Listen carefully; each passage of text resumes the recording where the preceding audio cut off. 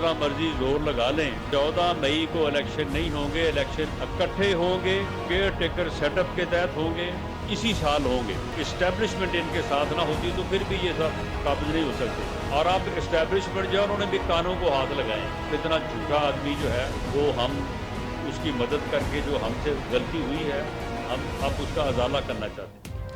PTI जितना चाहे जोर लगा ले, पंजाब में 14 मई को इलेक्शन नहीं होंगे। वजीर दाखिला राना सनाउल्लाह का साफ इनकार। कहा हुकूमत अपनी मुद्दत पूरी करेगी, इलेक्शन एक साथ और इसी साल होंगे। एस्टैब्लिशमेंट कहती है हमसे जो गलती हुई इसका अजाला करना चाहते हैं। एस्टैब्लिशमेंट का साथ ना होता तो पीटीआई कुछ भी नहीं थी।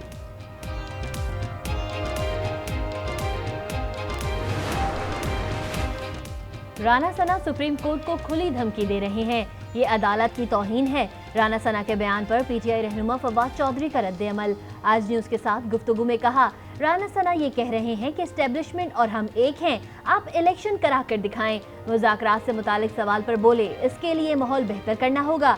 एक जानिब गिरफ्तारियां, दूसरी जानिब मुज़ाकरात की बात, ऐसा नहीं होता।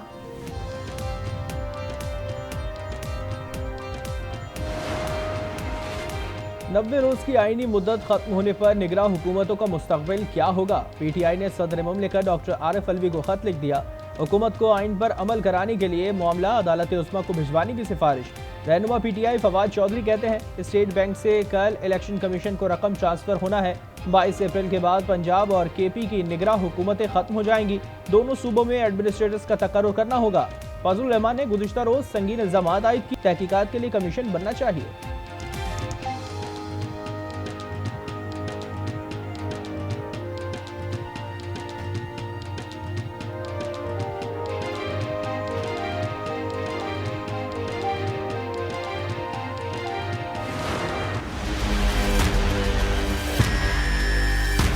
गरीब आदमी तो मार रहा है। हम सारा दिन ये 10 लीटर आकर डालते हैं तो 500 रुपया नहीं कमाते हैं। लोगों ने पैदल सफर कर दिया, छोटे सफर जो लोग जो है ना पैदल सफर कर रहे हैं।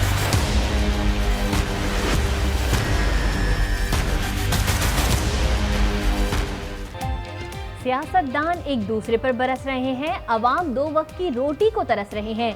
महंगाई से तंग अवाम पर पेट्रोल बम भी गिरा दिया गया। इस्लामाबाद के ड्राइवर कहते हैं, पूरा दिन गाड़ी चलाने के बावजूद बच्चों के अखराजात पूरे नहीं होते। कराची वालों का कहना है, गाड़ी इस्तेमाल करने से पैदल सफर करना बेहतर है। लाहौर के शहरी पूछ रहे हैं, मोटरसाइकिल वालों की टारगेटेड सब्सिडी का क्या हुआ।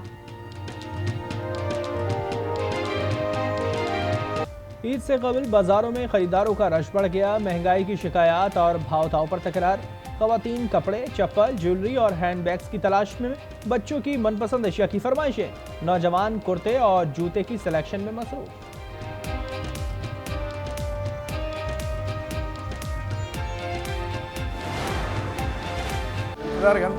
घंटा 2 नंबर पे बैठते हैं। अभी नंबर कभी खाली निकलता है, कभी आता है, कभी नहीं चुकवाते। महंगाई का दौर हो गया, कोई चुकवा ही नहीं रहा है हमारा।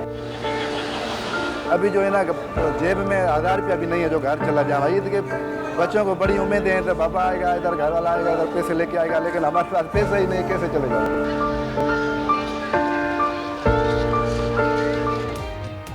महंगाई में इजाफे से कूली भी परेशान। कैंट स्टेशन कराची के कूली कहते हैं, अक्सर मुसाफिर पैसे बचाने के लिए अपना सामान खुद ही उठा लेते हैं। बच्चों के साथ ईद मनाने के काबिल भी नहीं। कोयटा में बच्चों की ईद खरीदारी करने वाले बेबस दिखाई दिए।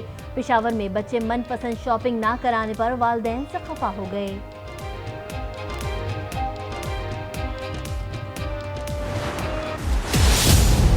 He can request the Prime Minister for a dialogue with the opposition, with anybody he wants to.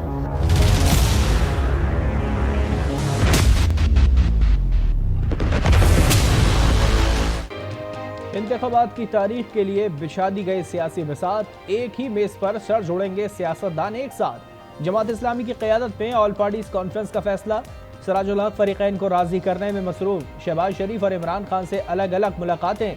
दोनों ने सिराजुल हक की कोशिशों को सराहा। चेयरमैन पीटीआई की हिदायत पर जमात इस्लामी से बातचीत के लिए 3 रुकनी कमेटी कायम। आसिफ जरदारी भी मुज़ाकरात पर राजी, ताहम रुकावट सिर्फ फजलुर रहमान। पीटीआई से मुज़ाकरात की मुखालफत कर दी।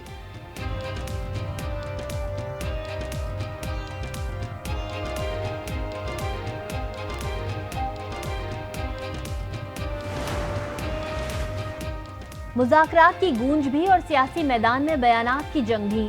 वजीर आजम शहबाज शरीफ की पीटीआई हुकूमत पर कड़ी तनकीद। कहा, गुज़िश्ता हुकूमत ने पंजाब की तरक्की का सफर जानबूझकर रोक दिया। अवाम से मुस्लिम लीग नून की हिमायत का इंतकाम लिया। वज़ारत आला के मनसब को वफाक में सियासी जोड़ तोड़ के लिए इस्तेमाल किया जाता रहा। इम्पोर्टेड हुकूमत ने इंतकामी कार्रवाइयाँ तेज़ कर दी। वोट की ताकत से मुखालिफिन को शिकस्त देंगे। हुकूमत पर इमरान खान के भी वार। चेयरमैन पीटीआई से खुर्रम शेरजमान की मुलाकात। वर्कर्स की गिरफ्तारियों की तफसीलात सागा किया। इमरान खान ने कहा कि सिंध के अवाम इलेक्शन की तैयारी करें। जरदारी ग्रुप से जल्द निजात दिलाएंगे। पंजाब में इंतखाबी उम्मीदवारों के इंटरव्यूज भी जारी।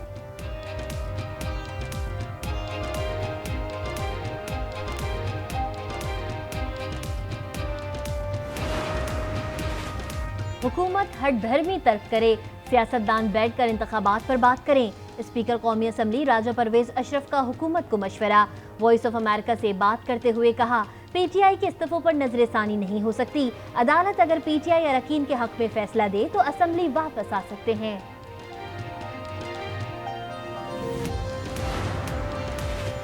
शहबाज शरीफ साहब, आप आर्टिकल 6 की जद में आ सकते हैं। शेख रशीद कहते हैं आसिफ जरदारी बड़ी सियासत कर रहे हैं। वो शहबाज को नाअहल कराकर आर्टिकल 6 लगवाना चाहते हैं ताकि बिलावल को ला सके। आसिफ जरदारी ने कहा कि अगला वजीर आजम सिंध से होगा। सिंध और बिलावल हमें अजीज हैं। हुकूमत को अदालत से टकराने के लिए सजा मिलेगी। हम चाहते हैं हमारी फौज और इदारों से सुलह हो। इमरान खान की किसी से लड़ाई नहीं, इसकी लड़ाई सिर्फ चोरों और डाकुओं से है।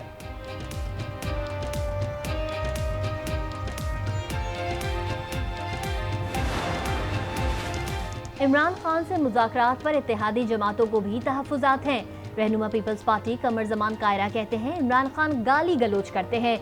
गुस्सा आना फितरी बात है, लेकिन सियासत में हालात के तहत फैसला होना चाहिए।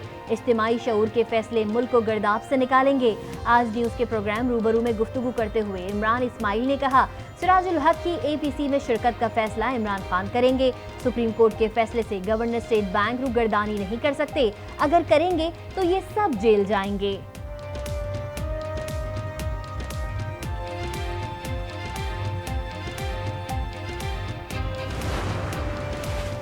पीटीआई सिंध के सदर अली जैदी को किसी अदालत में पेश नहीं किया गया। पीटीआई वकला ने दरख्वास्त दायर कर दी। मौक़िफ़ अपनाया कि पुलिस ने अली जैदी से इनके वकला को भी मुलाकात नहीं करने दी। अदालत इब्राहिम हैदरी पुलिस से रिपोर्ट तलब करे। अली जैदी को गुज़िश्ता रोज़ इनके ऑफिस से गिरफ्तार किया गया था।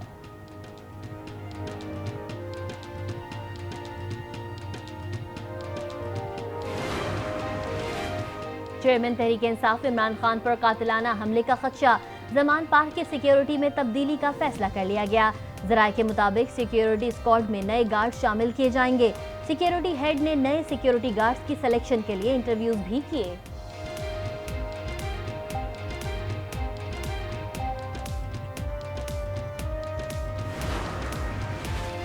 मरदमशुमारी में कराची से खुली जंग का आगाज कर दिया गया। डॉक्टर खालिद मकबूल सिद्दीकी कहते हैं अभी तक कराची में 45,000 कसीरुल मंजिला इमारतों को गिना ही नहीं गया। कच्ची आबादियों में मरदमशुमारी का अमल शुरू ही नहीं हुआ। गैर मुकामी लोगों को भी नहीं गिना जा रहा। सड़कों पर बैठकर भी खुद को गिनवाना पड़ा तो तैयार हैं।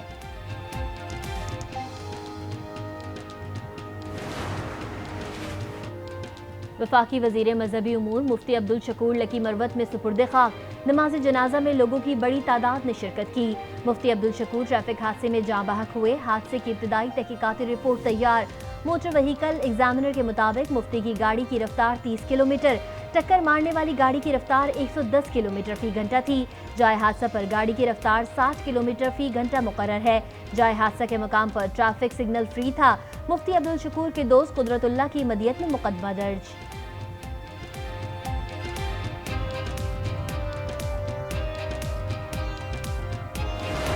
मेरे आका मदीने में मुझे भी अब बुला लीजिए। तरसती है मेरी आँखें, तरसती है मेरी आँखें, मुझे रोज़ा दिखा दीजिए। माह रमज़ान में रहमतों और बरकतों का नुज़ूल। आज न्यूज़ की ख़ुसूसी सहरी और इफ्तार ट्रांसमिशन बारान रहमत अवाम में मकबूल। नातिया कलाम से माहौल मुअत्तर, उलमाए कराम की मालूमाती बातें।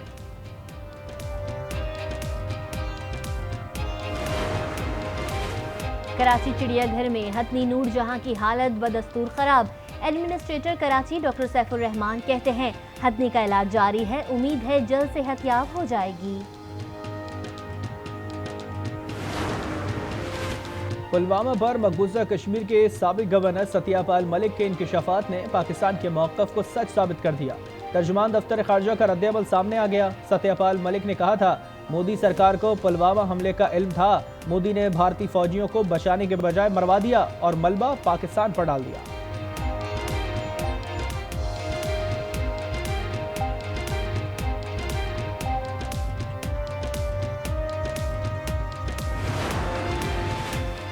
भारत में मुसलमानों का कत्लेआम। इलाहाबाद में साबिक रुकने असम्बली अतीक अहमद और उनके भाई को दिन दिहाड़े मार दिया गया। पुलिस की भारी नफरी और मीडिया कैमरों की मौजूदगी में दोनों भाइयों का कत्ल। फायरिंग करने वाले तीनों मुल्जिमान गिरफ्तार। 3 रोज पहले अतीक अहमद के बेटे को भी पुलिस मुकाबले में मार दिया गया था।